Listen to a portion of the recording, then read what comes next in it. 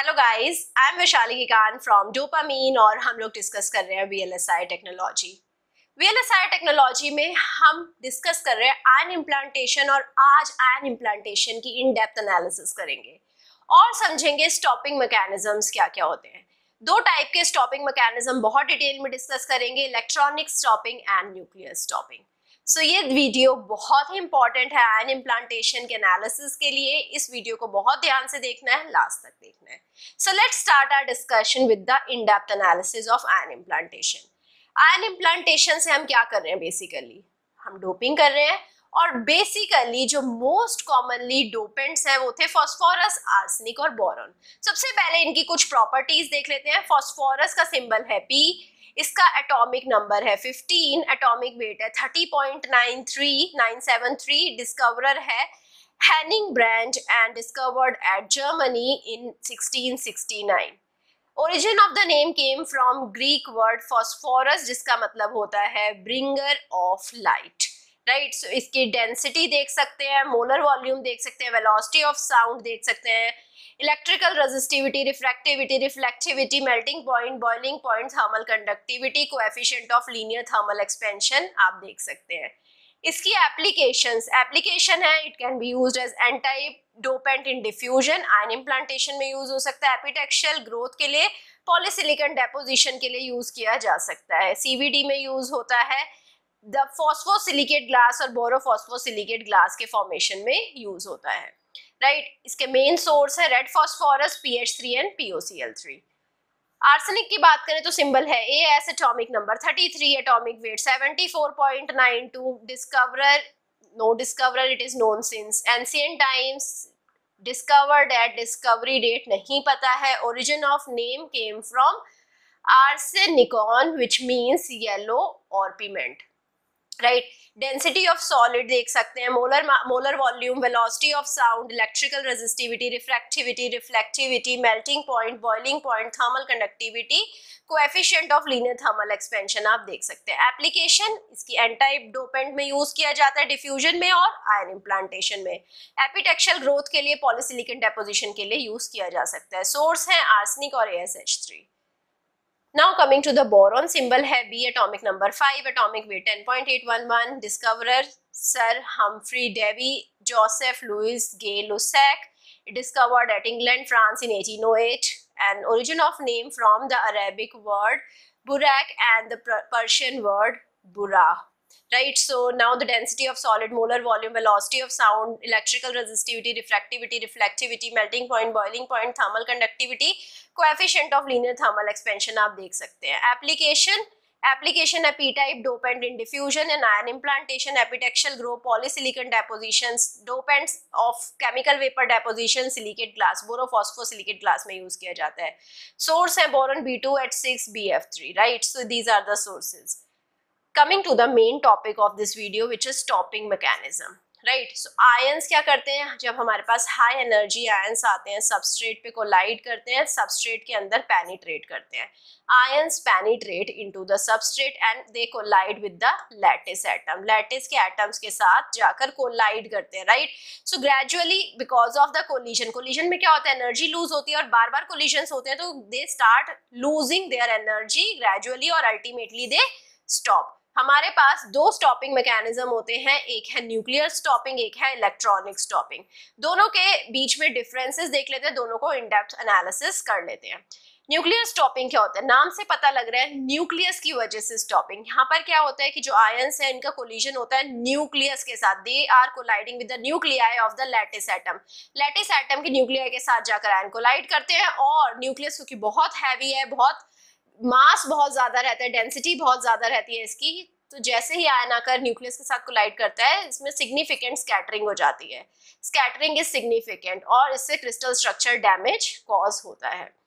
Electronic stopping की बात करें तो जो आयंस हैं, आयंस पॉजिटिवली चार्ज आयंस होते हैं और जैसे ही ये इलेक्ट्रॉन के साथ जाकर कोलाइड करते हैं, लैटिस एटम्स के इलेक्ट्रॉनिक क्लाउड के साथ जाकर इंटरेक्ट करते हैं, पॉजिटिव आयन इलेक्ट्रॉन के साथ अट्रैक्ट करेगा या रिपेल, राइट। सो यहाँ पर अट्रैक्शन होता है और जिसकी वजह से कोलिजन्स जनरेट होते हैं। So incident ion path is almost unchange, path almost unchange होता है क्योंकि आयंस बहुत हैवी हैं, आयंस बहुत बल्कि हैं, हाई स्पीड में आ रहे हैं, और इलेक्ट्रॉन क्लाउड जो है, इलेक्ट्रॉन का मास बहुत कम होता है as compared to the ion, energy transfer is thus very small, electrons का इतना कम मास होता है कि इसमें से एनर्जी ट्रांसफर बहुत कम हो जाती है और क्रिस्टल स्ट्रक्चर डैमेज नेग्लिजिबल होता है। जब ज्यादा कोलिजन रहते हैं, ज्यादा इम्पैक्ट आता है, ज्यादा स्कैटरिंग होता है, तो क्रिस्टल स्ट्रक्चर का डैमेज ज्यादा होता है, राइट। सो न्यूक्लियर स्टॉपिंग में क्रिस्टल स्ट्रक्चर डैमेज ज्यादा हो रहा है, इलेक्ट्रॉनिक स्टॉपिंग में क्रिस्टल स्ट्रक्चर डैमेज कम होता है। टोटल स्टॉपिंग पावर क्या होता है? Stopping power due to nuclear collision plus stopping power due to electronic collision. Sn represents nuclear stopping, Se represents electronic stopping. अगर लो एनर्जी है, high atomic ion implantation रहेगा, right, it is mainly due to nuclear stopping. Nuclear stopping कब होता है? जब low energy होती है और हायर एरिया होता है, बड़ा बल्कि आयन है तो हमारा मेनली न्यूक्लियर स्टॉपिंग होएगा, क्योंकि बड़ा एरिया है, उसकी टेंडेंसी ज्यादा रहेगी न्यूक्लियर के साथ जाकर इंटरेक्ट करने की। हाई एनर्जी आयन है और उसका एरिया कब छोटा है, सो यहाँ पर आयन इम्प्लांटेशन में इलेक्ट्रॉनिक स्टॉपिंग मैकेनिज्म ज्यादा इंपॉर्टेंट रहेगा। सो आप देख पा रहे हैं स्टॉपिंग मैकेनिज्म, यहाँ पर हमारे पास this is my electronic stopping. So electronic stopping में आयन आया और आयन सिर्फ इलेक्ट्रॉनिक क्लाउड के साथ यहाँ पर इंटरेक्ट करा और बहुत अंदर डीप में सबस्ट्रेट के अंदर पेनिट्रेट कर गया। तो यहाँ पर आप देख पा रहे हैं पूरा एक चैनल क्रिएट हो गया, पूरी प्रोसेस को हम चैनलिंग बोलते हैं।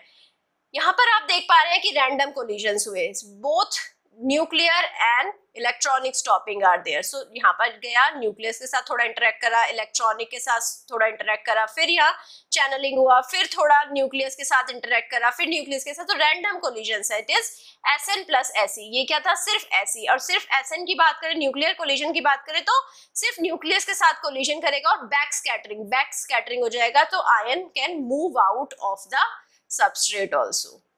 सो स्टॉपिंग पावर और आयन वेलोसिटी को देखें तो न्यूक्लियर स्टॉपिंग के लिए स्टॉपिंग पावर, आयन वेलोसिटी, कम आयन वेलोसिटी पे ही न्यूक्लियर स्टॉपिंग हो जाएगा। आयन वेलोसिटी ज्यादा रहेगा तो इलेक्ट्रॉनिक स्टॉपिंग डोमिनेट करेगा, राइट। आयन वेलोसिटी बहुत ही ज्यादा हो जाएगा तो ना तो न्यूक्लियर स्टॉपिंग हो पाएगा ना इलेक्ट्रॉनिक स्टॉपिंग हो जाएगा। सो स्टॉपिंग पावर आप देख पा रहे हैं न्यूक्लियर स्टॉपिंग के लिए बहुत कम है और इलेक्ट्रॉनिक स्टॉपिंग के लिए बहुत ज्यादा स्टॉपिंग पावर रिक्वायरमेंट है। आयन ट्रेजेक्ट्री और प्रोजेक्टेड रेंज देखते हैं। सो हमारा ये वैक्यूम कंडीशन है, आयन बीम आकर, दिस इज द सबस्ट्रेट का जंक्शन है और आयन बीम आकर यहाँ पर कोलाइड कर रहा है। अब ये जो प्रोजेक्टेड रेंज है, वो प्रोजेक्टेड रेंज हमारी जहां पर आयन आकर स्टॉप करेगा। लेट सपोज आयन मूव करा, आयन सरफेस के अंदर आया, सबस्ट्रेट के अंदर आया और इलेक्ट्रॉनिक और न्यूक्लियर कोलिजन्स हुए और कोलिजन्स के बाद यहाँ पर आकर स्टॉप हो गया।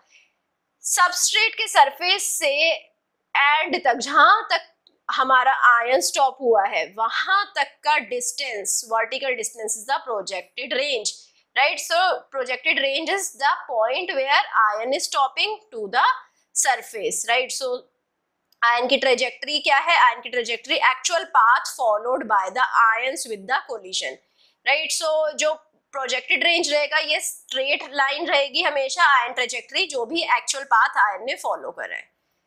अब आप प्रोजेक्टेड रेंज देख सकते हैं, राइट। सो प्रोजेक्टेड रेंज जितना हम सरफेस से डेप्थ में जाएंगे, right, this is the substrate surface पर हमारी कंसंट्रेशन थोड़ी कम होगी, प्रोजेक्टेड रेंज पर हमारी कंसंट्रेशन सबसे ज्यादा रहेगी। Most of the ions are going to stop at the projected range. उसके बाद कुछ आयंस उससे दूर भी जाएंगे और जितना ज्यादा उससे दूर जाते जाएंगे कंसंट्रेशन कम होती जाएगी। सबसे ज्यादा कंसंट्रेशन हमें आयंस की मिलेगी प्रोजेक्टेड रेंज पर। Now projected range with respect to different dopants. Boron की सबसे ज्यादा प्रोजेक्टेड रेंज रहेगी क्योंकि बोरॉन एक स्मॉलर एटम है, जितना स्मॉलर एटम है उतना ज्यादा सबस्ट्रेट के अंदर पेनिट्रेट इजीली कर जाएगा, राइट। तो यहाँ पर बोरॉन की सबसे ज्यादा प्रोजेक्टेड रेंज रहेगी, then phosphorus, then arsenic, then lead. So आप देख पा रहे हैं जैसे जैसे साइज बढ़ता जा रहा है आयन का, वैसे वैसे प्रोजेक्टेड रेंज कम होती जा रही है। Now barrier thickness to block 200 kilo electron volt ion beam. कितनी थिकनेस चाहिए 200 kilo electron volt ion beam को स्टॉप करने के लिए, राइट। सो अगर हमारे पास सिलिकॉन है, सिलिकॉन में हमें आप देख पा रहे हैं सबसे ज्यादा थिकनेस चाहिए बोरॉन को स्टॉप करने के लिए, then phosphorus, then arsenic, then lead. So similarly SiO2 में भी बोरॉन को सबसे ज्यादा चाहिए, बट SiO2 में बोरॉन को स्टॉप करने के लिए ज्यादा थिकनेस चाहिए, then phosphorus, then arsenic, then lead in comparison to silicon also. Silicon से कंपैरिजन करें SiO2 को तो भी बोरॉन को स्टॉप करने के लिए ज्यादा हमें थिकनेस चाहिए, राइट। बट फॉस्फोरस के केस में फॉस्फोरस को स्टॉप करने के लिए सिलिकॉन की ज्यादा थिकनेस चाहिए then compare to SiO2। Similarly we have silicon nitride. So silicon nitride के में हमें बोरॉन के लिए सबसे ज्यादा थिकनेस चाहिए, then phosphorus, then arsenic, then lead, but ये थिकनेस सबसे कम रहेगी क्योंकि सिलिकॉन नाइट्राइड खुद ही बहुत ही बल्कि होता है। एल्यूमिनियम एंड फोटोरेसिस्ट आप देख पा रहे हैं। These are the references, these are very amazing books, you can refer these books for your further studies. I hope आपको सेशन पसंद आया होगा, सेशन समझ आया होगा। अगर कोई डाउट है तो कमेंट सेक्शन में जाकर लिख दीजिए, and also try giving me your feedback, and that motivates me, right? So I hope you are going to meet me soon in the next class. If you want to access the notes, link present है description box में for our mobile app download करिए और आपको हमारा notes mobile app के अंदर मिल जाएंगे। गो and search that. So now coming to the next class, we are going to discuss in-depth analysis of ion implantation as well. So meet me soon in the next class. Bye bye. Thank you.